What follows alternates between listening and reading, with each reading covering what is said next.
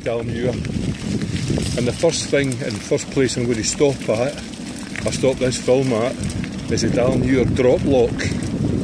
I'll explain that to you. The Fourth Clyde Canal, which is essentially what this is a canal that links the west of Scotland at Bowling to Edinburgh, and also to the Carron Sea Lock at Grangemouth, which is the shortest Bowling crossing between east and west of Scotland.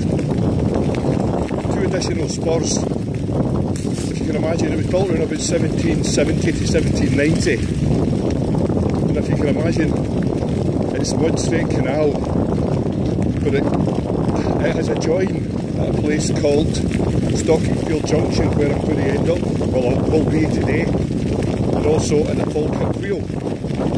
So there are two entry points from west, which is Bowling, which is about 2 miles behind me now, and also Spiers Wharf, which is where I'm going to go, and in the east, Carron Sea Lock, and Edinburgh at Fountain Bridge. As I said, the whole thing was constructed around about the time of Robert Burns. Most of it's done in locks, which you'll be familiar with, but this one we're coming up to is a drop lock. It actually goes underneath. I'm going to stop here and show you. It goes underneath the road. Can you see that? So when the place the canal was reconstructed, or built again really, about 20 years ago, I think, then they had to find a way to get underneath this road because they couldn't go over it. So, next place you'll see is the Clydebank. So, now we're coming up to Clydebank. Next point of interest. The most industrialised place out where the canal goes through, or at least this spur of the canal. The main drag is through Kilpatrick Sunday morning, so as you can imagine, there's not many folk around at all. This is 3 Queens Square, and that's a lot of pigeons. So you see there's another couple of locks we passed there. There's 34 I think in this stretch to Carron Lock. Ahead of you you'll see Maryhill's Fish and Chip Shop, which is replicated as a canal floating in the Clyde. Claims to be one of the best chip shops around. I guess it's the best one that's acting as a canal. I'm going to switch this off shortly. The next point of interest in about 5 miles time will be the Maryhill locks.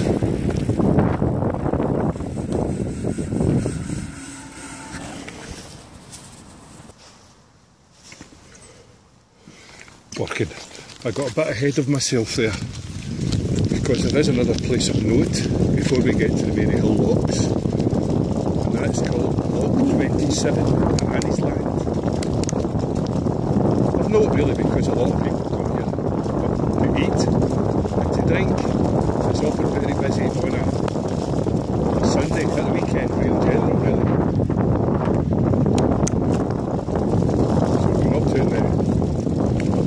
Called Lock 27. No prizes for guessing why it's called Lock 27. I've actually missed a big flight of locks before since Clydebank, but you'll see the Maryhill ones. They're Lock 27, see it? And now, this is the bar and restaurant. Tells me I have to dismount, but I don't think that applies if the place is shut. What do you think? And the place is shut. And on a Sunday, quite rightly too. So switching off again until I get to the Maryhill locks. Right, that's us now. Coming up to the Maryhill locks. On my right is a path all the way down into the Botanic Gardens and the West End. This is a viaduct we're on. I can see it, you can, over the River Kelvin.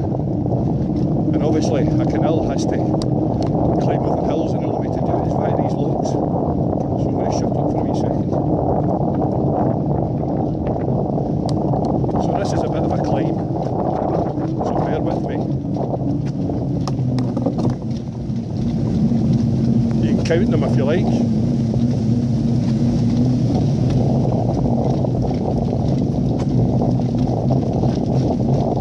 I would say this is the highest flight on any part of the canal, apart from the Falkirk Wheel, of course, when the engineer has devised that fantastic piece of kit, equipment, engineering to actually lift barges clear out of the water. It's a bit of a pool, this.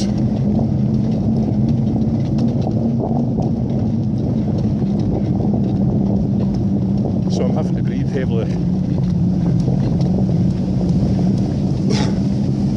Almost at the top. I think they call this bit, we're coming to Maryhill Basin.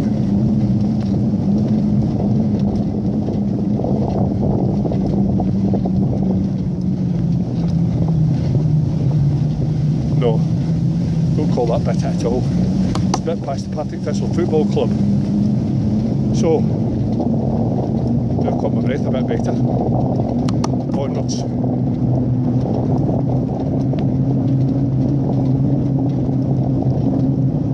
Won't scare this guy.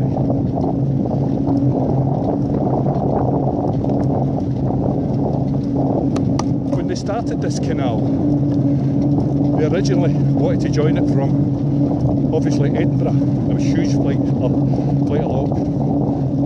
logs at the Falkirk Wheel bit. They wanted to join it to bowling, but they're in it of money. At the same time, they wanted to link the canal up, obviously with the major industrial centre of Glasgow. And a man called somebody Dundas built a wharf called Spiers Wharf, and it's called Port Dundas now. So we're going over another aqueduct soon, and this aqueduct is a spur that takes us off to the Carron Sea Lock and the Falkirk Wheel in Edinburgh. But if I stay on it, it'll take us into Glasgow. The junction is called Stockingfield Junction, and you'll see it shortly. In the meantime, enjoy the view. A bit dreich, but it's grand to be alive.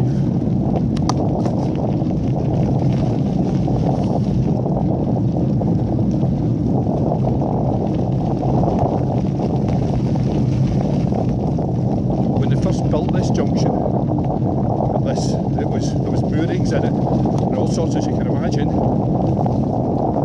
there was a floating barge that acted as a bridge for the horses crossing over the spur.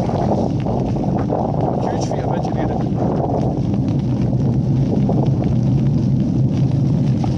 So this is it here. I'm looking at it right now, Stockingfield Junction, as you can see.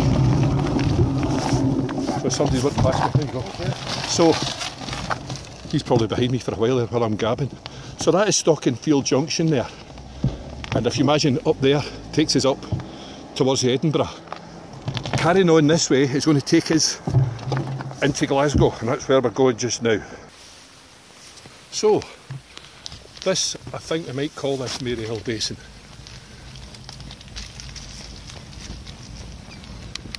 In a summer's day, you'll get the local hunters up here with their champagne flutes and strawberries and cream, enjoying a day by the canal side. Of course that's not true. And coming up here, you'll see the home of Partick Thistle Football Club. I'll just show you the colours, yellow and red, and I'll spin round so you can see the stadium. So that's where Partick Thistle play, in Firhill. You see the colours are yellow and red, the same as Greenock Wanderers Rugby Club. So who stole what from who? I asked myself. I think it was them from the Wanderers, who I think were established in 1873.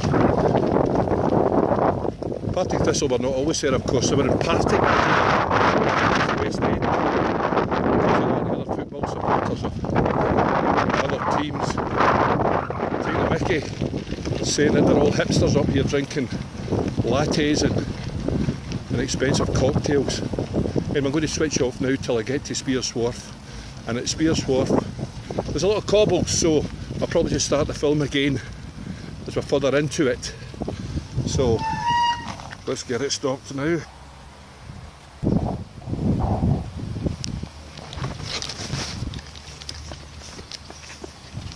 Actually, I'm going to try it because I'm on my mountain bike here and the cobbles seem a bit more forgiving on it than my other bike. So this is Spiers Wharf at Port Dundas.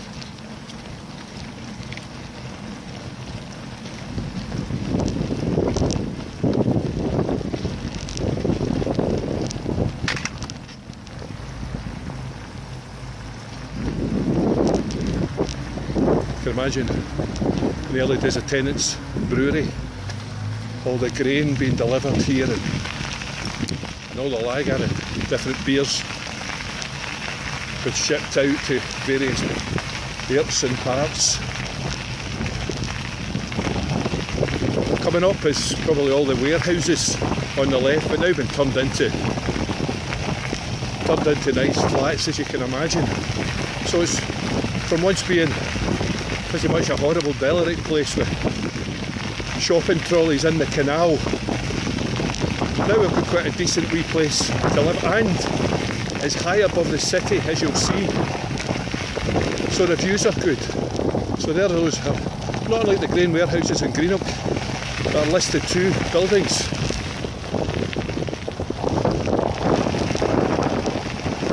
if I can turn that round. Not too much.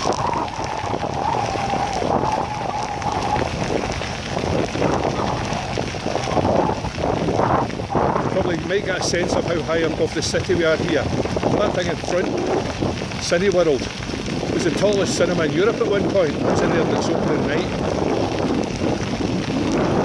On the left, lots of barges, and also further on the left, I think it was a old customs house, and before that a nice cafe called Cafe Occo.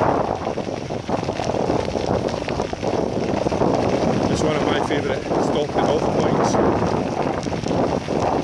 So we're high above the city now, and I'm going to be cycling sharply down into it, across the Silky Hall Street and heading towards the Broomielaw. I'll show you some of that. In the meantime, I'll pause here and see if we can see across the city.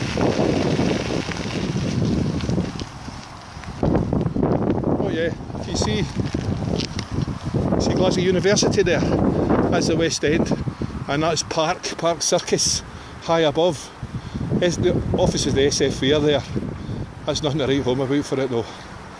But that's basically probably the true West End. Off that we come up down the University Avenue onto Byers Road, turning round,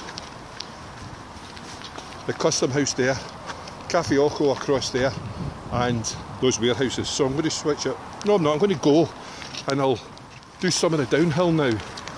I'll end up in Silky Hall Street. So if I come off it, you'll know what happens when you see the film. And of course I won't come off it, will I? No chance. So this is Port Dundas, and here we go. That's the motorway. That's the M8 motorway, and I'm going to be going underneath it.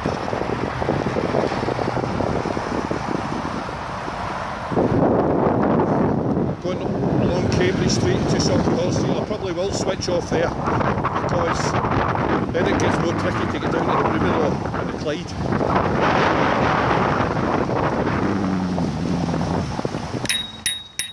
Thank you.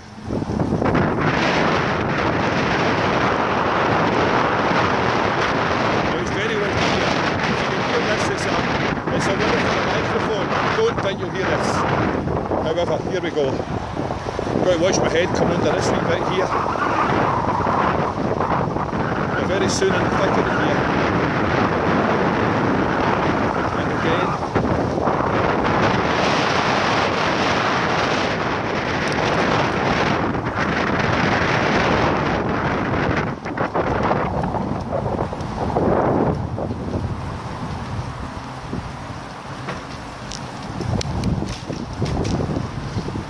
So we're up near Cowcaddens now. In fact, this is the Cowcaddens subway. We're going up to. It is indeed. I'll go under there? No, I won't. I could go that way, and it's a shortcut, but I think you'd want to see Sauchiehall Street.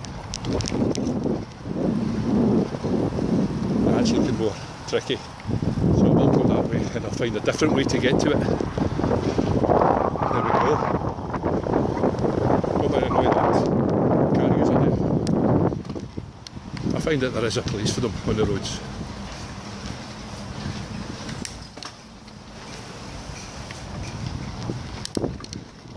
So up we come.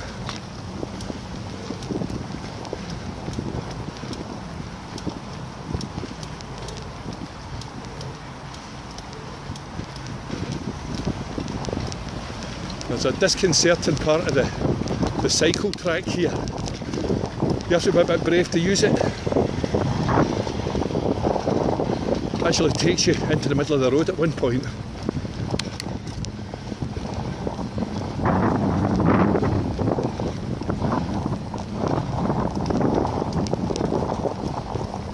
First road coming up, Renfrew Street, where the Glasgow Art School sits, just along to my left. I'm now going to the middle bit. The one ahead of us is Sauchiehall Street.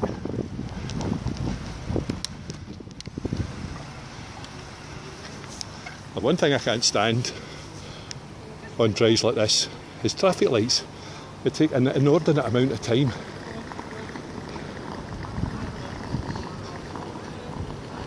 Have a look at the Sunday going by in Glasgow before it really wakes up. Of course, the betting shop's open. How about that? This is wasting my film. There it goes. Lights, camera, action. Undertaker. Not clever, pal. Oh, you know I was going to be turning left quickly. Ah, yes. Look at you. Look at you. Hey. Hey. What are you playing at? Thanks very much. This is Sauchiehall Street. So that's your car users for you. This is what's on to Sauchiehall Street. I'm going to soon stop this and then cut across town down to the Clyde and the Broomielaw.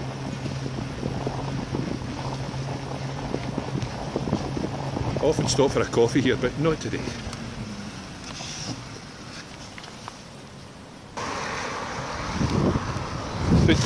Did you see that idiot there? I was using properly designated cycle paths. That's exactly the right place to be.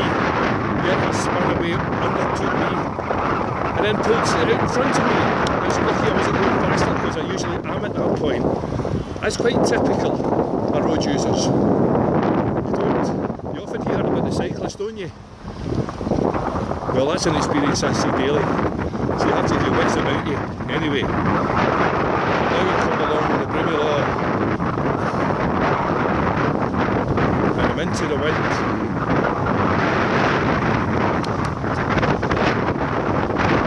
Before the Industrial Revolution, the Broomielaw was virtually the only place that the boats docked, notably taking residue from Ireland during the famine of 1840. So they would come often from Derry, packed up in tiny boats, hundreds of them with their livestock, and come off here.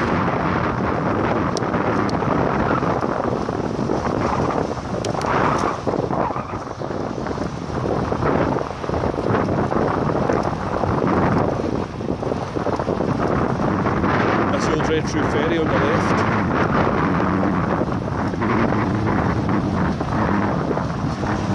I'll show you the Renfrew ferry probably just almost at the end of this film. The original one is there, as you can see. Now they have a little one, a little boat. It takes us across between York and Renfrew. So those buildings in front of you. Oh, those buildings in front of you. The brown colour ones. Those will still be there. It's also where the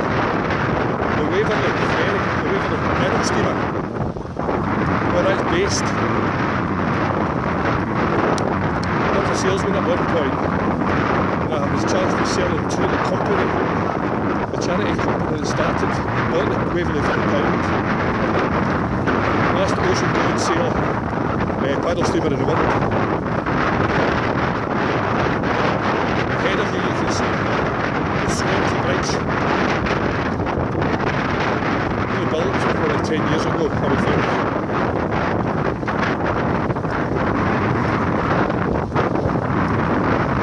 Links Finiston, the West End, with Govan. But further along, it's been all developed, and it's where people like companies like BBC, ITV have their media centres. So if you ever see a broadcast and you wonder what's behind them, have a look out for that bridge. Now it's time for me to switch this off again.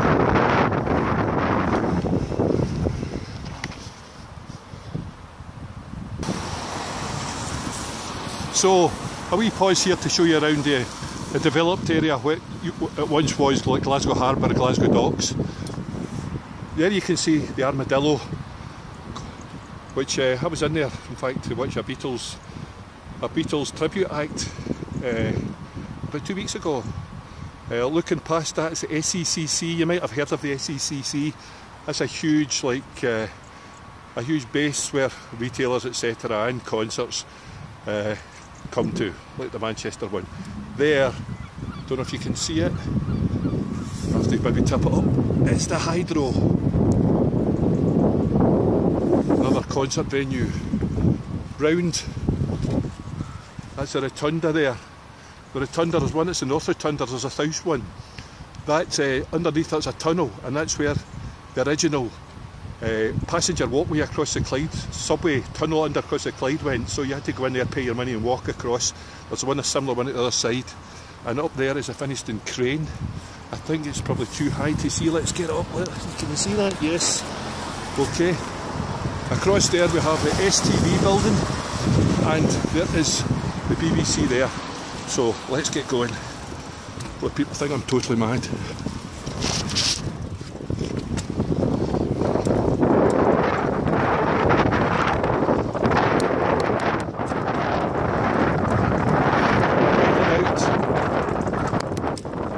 Towards the Transport Museum at the River Kelvin. I won't go the whole way, I'll stop and start again. I'm coming near the end, so I hope I'm not bored you too much. Oh, I forgot to show you the Science Centre. When I stop before the end of this part of the film, I'll show you the Science Centre. That used to just be a wee building in a school years ago where I took my two girls to. Now it's huge. Very proud of Glasgow.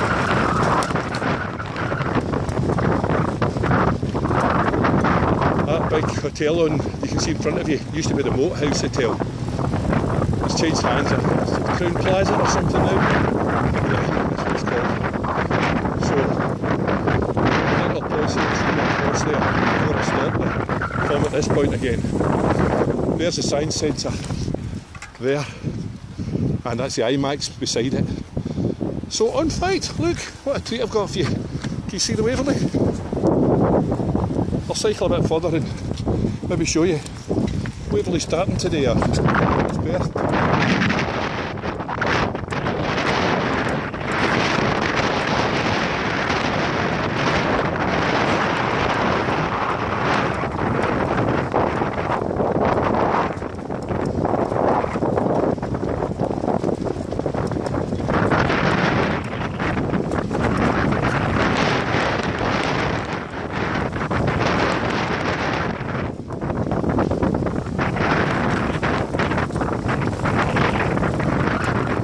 So I don't know if you can see that.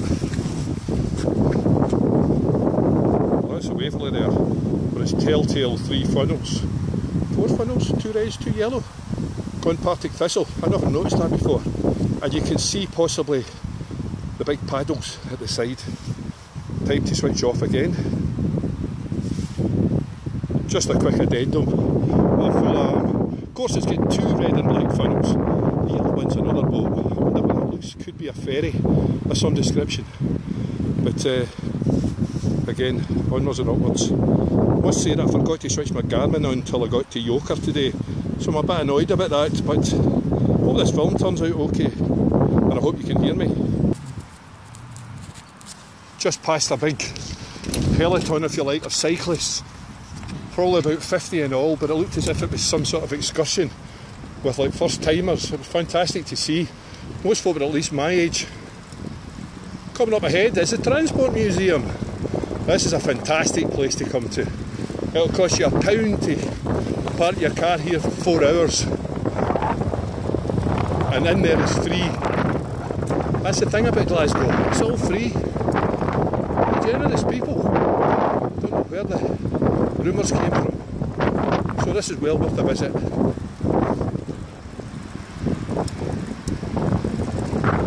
I'm going to cycle round to show you the colour ship. So the Riverside Museum, Transport Museum, is built like a big ship, but I don't know if you noticed that. There's a boat there, the ferry goes across the Govan there. In the summer that's free, just takes you across to Govan. For those that want to go to Govan, it's a much improved place of course from before.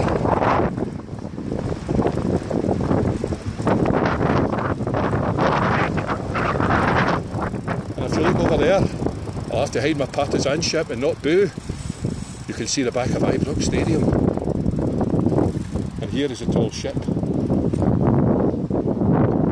That's the pity going to this one, so cancel what I said.